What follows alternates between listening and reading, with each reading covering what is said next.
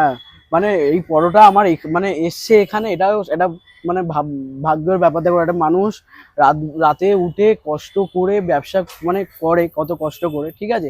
এবার বলি দাদা, দেখো একটা জিনিস, মানুষ যখন ভালো কাজ করে ওটাতেও সমালোচনা হবেই, খারাপ কাজ করলেও সমালোচনা হবেই, সবকিছুর মধ্যে আমি যেহেতু সবার থেকে ছোট, ঠিক আছে, আমার মনে হয় না আমার থেকে যারা বড়রা, উনি তো আমার থেকে আরো এক পায়ে আগিয়ে আছে, ঘুমা থেকে এখানে এসে ব্যবসা করছে। আমার তো মানে ছোট হোক বড় হোক যাই হোক, আমার মাথার চালটা তো কম বেশি আছে, কিন্তু উনি যে ওখান থেকে এসে করে খাচ্ছে এটাও সব থেকে বড় ব্যাপার।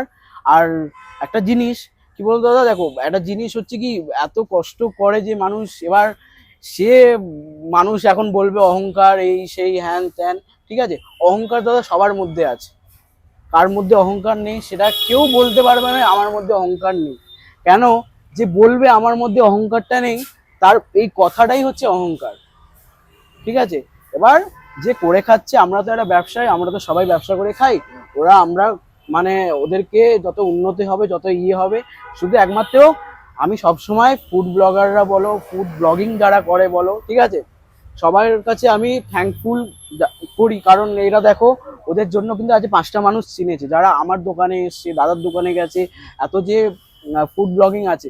এবার ওরা আমাদের দোকানে এসছে, আসার পরেও একটা জিনিস হয়, ওদেরও তো নিজস্ব একটা চ্যানেল আছে না, ওরাও তো নিজের চ্যানেলটাকে ইমপ্রুভ করতে লাগে, ঠিক আছে। এবার আমাদের মানুষদের মধ্যে একটা কি জিনিস জানো দাদা, খারাপ জিনিসটাকে আগে ক্যাচ করি। আজকে সাগর ভাই কি একটা খারাপ বললো, ওটাকে আগে তোলা হবে, কিন্তু ভালো কথাটাকে কোনো সময় তোলা হয় না, ঠিক আছে। সেই জন্য সবাই সবার মতন ব্যবসা করে। তাও খুশি লাগলো রাজুদার পরোটা শিয়ালদা থেকে আজকে দেশপ্রিয় পার্ক লেক ভিউতে, খুব ভালো লাগলো।